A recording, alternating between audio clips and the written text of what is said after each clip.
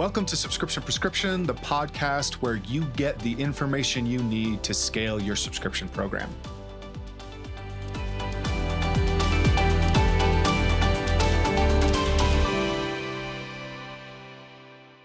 Hello and welcome to another dose of Subscription Prescription, the podcast where we try to help you figure out everything related to D2C subscriptions.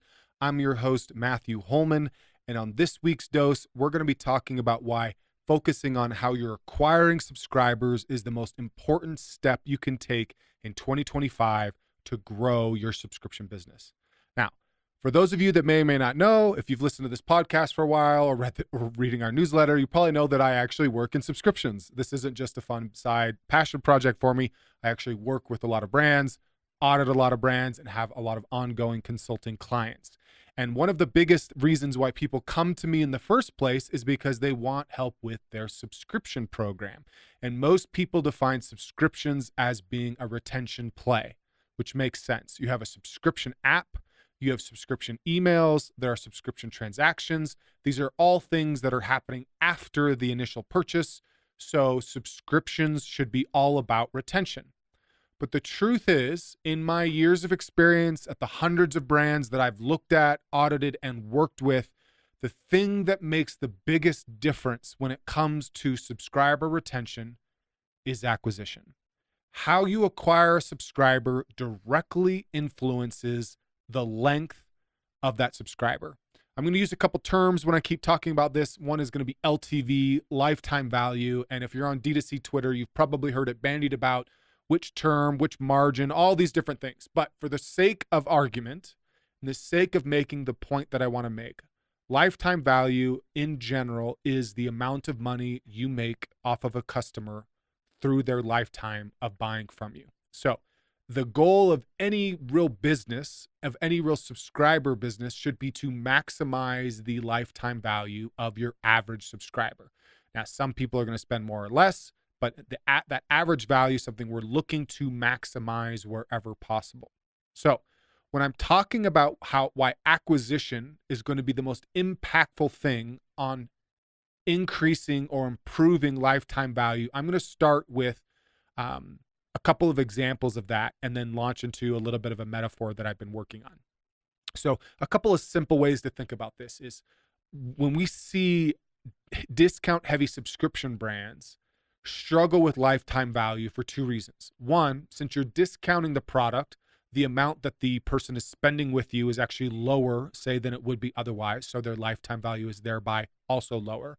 But also people that are motivated or purchasing because of a discount are often doing so because they're on the fence, they're curious, thought this was interesting. So a discount is actually the thing that's speaking to them more than just, say, the product and the outcome. Discount seekers in general will just go to the next best discount. So you're not going to be seeing lots and lots of high lifetime value subscribers come through on discounts. Okay. However, that doesn't mean you still don't get good subscribers or you still don't get subscribers. It's just that discounts often incentivize discount seeking, right?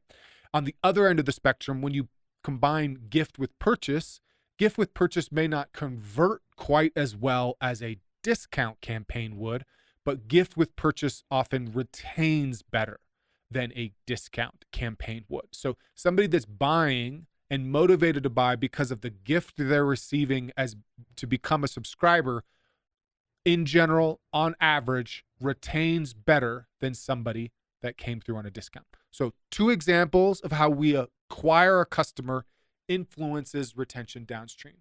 Now, this next one is one that I talk about a lot on social media. I've talked about it tons in the past on this podcast, and I sometimes feel like I struggle with finding a really clear way to explain without coming up with a bunch of diagrams and other stuff, which, maybe I need to do an episode where there's just tons of diagrams, is trying to explain how the offer can be framed differently and who it can speak for. So the example that I want to use that I thought of is we have a theme park here in Utah called Lagoon.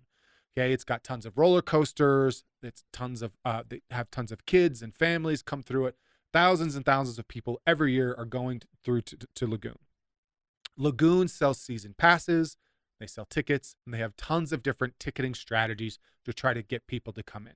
So we're just going to talk about an amusement park as that example. So let's say I'm thinking about different offers to try to incentivize people to come out to Lagoon. All right. Now, one could be a BOGO offer, a buy one, get one free. If you buy one ticket, you get one free. Now, those tickets might be great for teenagers or couples or people maybe that are, two groups of 2 or 4 or even 6 maybe, but they want to come in. The BOGO offer is really compelling. It is a discount, as I mentioned before. You're essentially giving away a free ticket if you buy one. Now, how much money do you think somebody who's taking a BOGO offer in general is going to be spending at the amusement park if it takes a BOGO offer to get them to go, right? So there's the idea of like a place like Lagoon or Disneyland is making a ton of money on merchandise and food at the location as opposed to just the ticket sales. So somebody who comes in on a BOGO offer might not spend as much down the road as somebody else.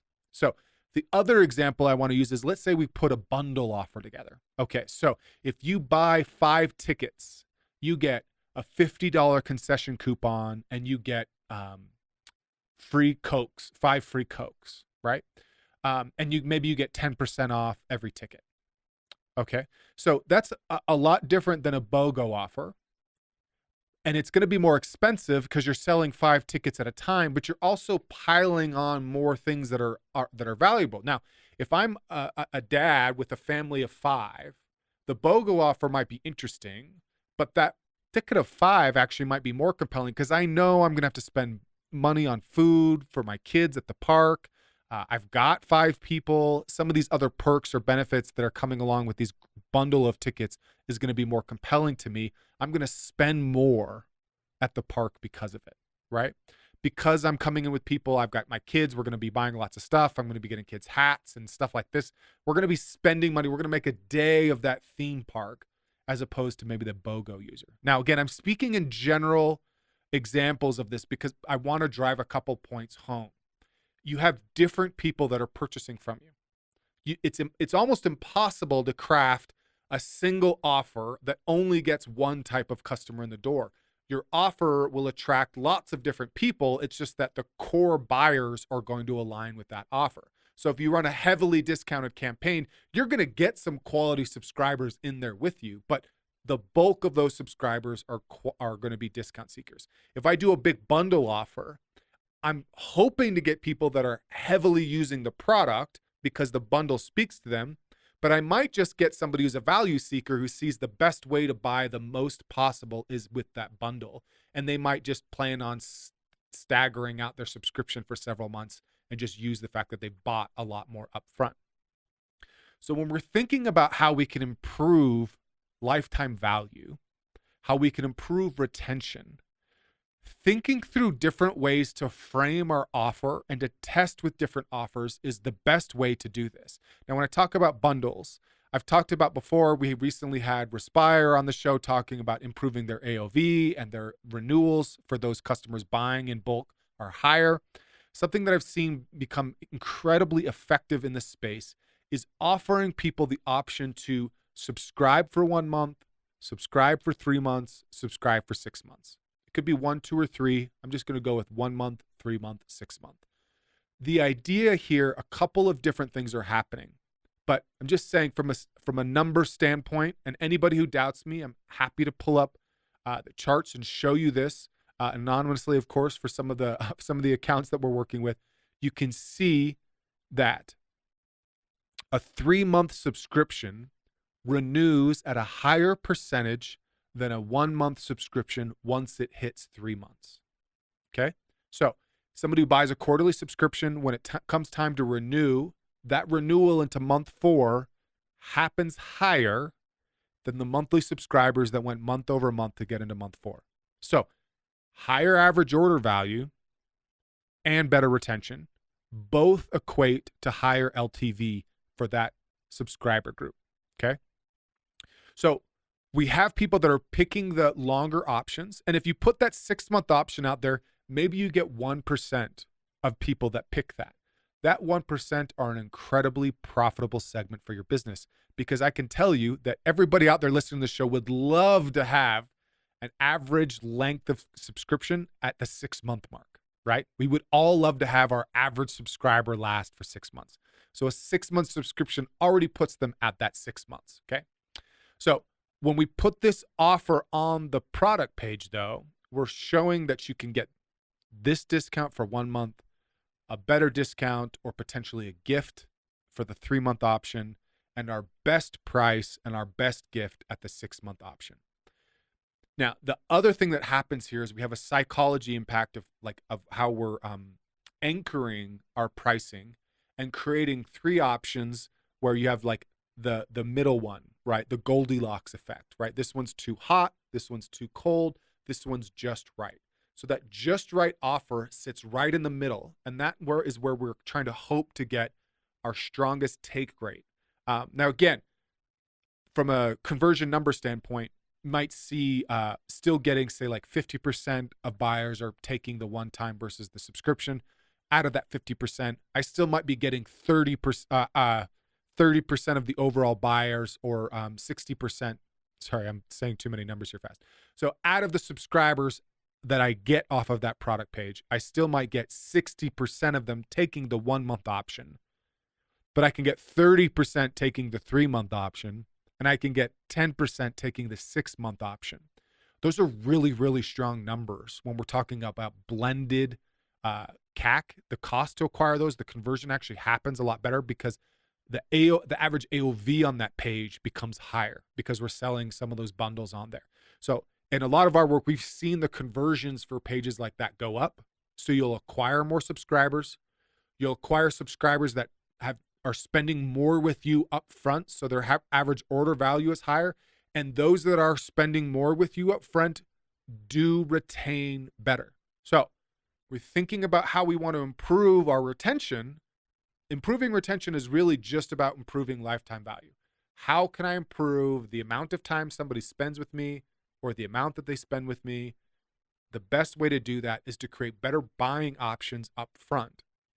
And then the nice downstream effect of this is once I have these quarterly or semi-annual options, I can push my subscribers at month 2, 3, 4, 5, 6 at the right time, not every single time necessarily, to get them to upgrade.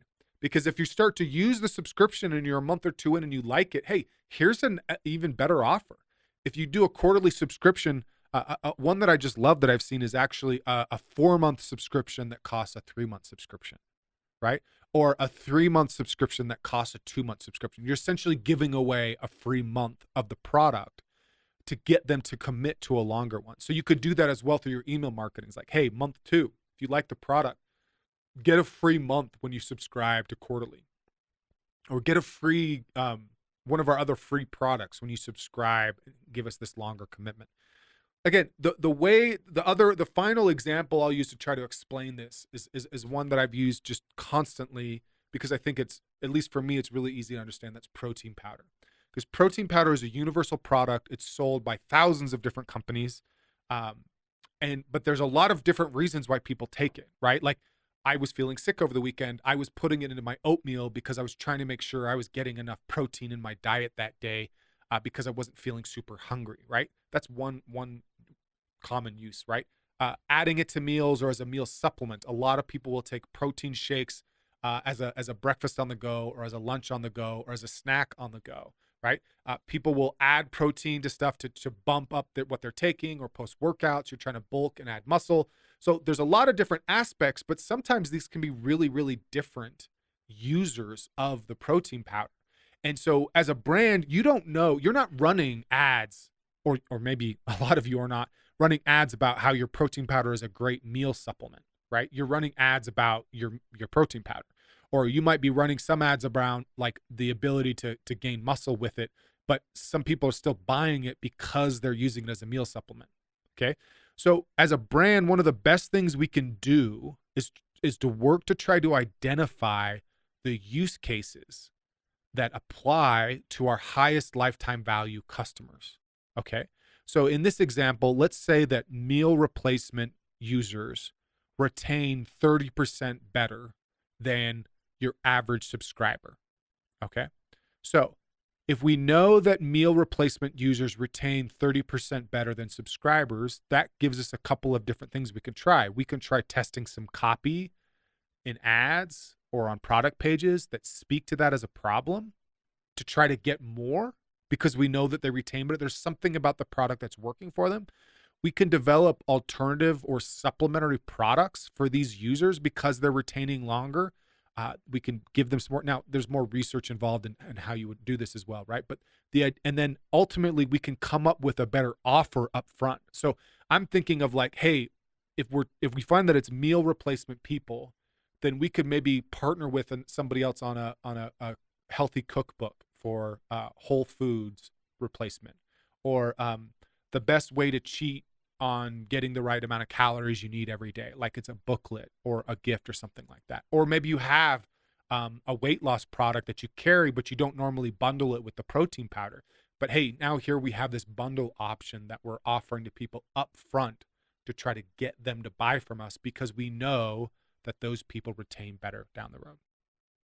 Okay, so as a quick way to recap, again, if you've been following me at all, you know this is the soapbox. This is me Bible thumping. This is me trying to just shout to the hills that how we approach acquisition is the most important place to impact retention. That's how we approach it in our work, in our consultancy, is we're trying to reframe how people are buying, get them to spend more, to make a bigger commitment, get them to do something a little bit differently that plays nicely into long-term retention. So you kind of have to approach this as understanding what's happening on retention and who's performing well and the reasons why people are buying from you, so that you can make those changes up front. And that's why subscriptions I often think of as a flywheel. We learn stuff from the people that stay, we learn stuff from the people that quit, and we try to build that into upfront and how we're communicating with them. But thinking through how you can frame a better offer for a better subscriber to increase LTV. Yes, I know that it is a numbers game, that if you totally reframe your offer, your conversion might fall off a cliff and it might kill your business. But we did a really amazing interview late last year with Liam from Buster Box, that was talking about how they run these different specials. So like on their product page, they have the gift with purchase, but they will run specials at times for discounts to try to get more people in. So the playbook doesn't have to be one play, but you've got to focus on what you want to become your home run play, or the one that's really driving profitability for your business. And you can sprinkle in some of these other offers at times as well, especially around Black Friday, Cyber Monday, and other seasonal holidays that apply to your brand. Okay, that's it for this week's dose. If you have any questions or want to see some examples of offer pages that we're doing or that we're seeing that work really, really well, feel free to hit me up on LinkedIn or Twitter, or drop comments on this video or on this podcast. That's it for this week's dose, and I will see you next week for another episode of Subscription Prescription. That's it for today. Thank you for tuning in. Please subscribe so that you can get notified when new episodes come out each week on Tuesdays.